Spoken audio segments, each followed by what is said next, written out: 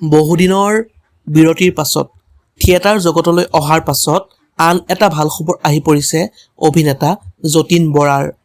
অসমৰ জনপ্ৰিয় অভিনেতা যতীন বৰাৰ খবৰটো পাইছেনে?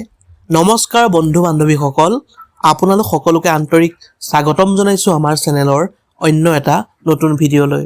তেন্তে আহক আজিৰ ভিডিঅ'টো আৰম্ভ কৰোঁ।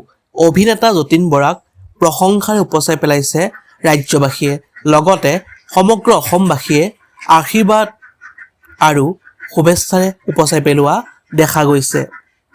মোৰ আপোনাৰ অতিকৈ প্ৰিয় অসমৰ জনপ্ৰিয় অভিনেতা যতীন বৰাৰ অভিনয় চাই বাৰু আপোনালোকে কেনেকুৱা পায়? তলৰ কমেণ্ট বক্সত এটা কমেণ্ট কৰি জনাবলৈ নাপাহৰিব।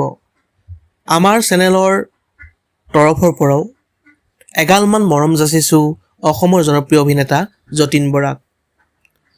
অসমৰ জনপ্ৰিয় অভিনেতা যতীন বৰাই কৰিছে এক মহান কাম।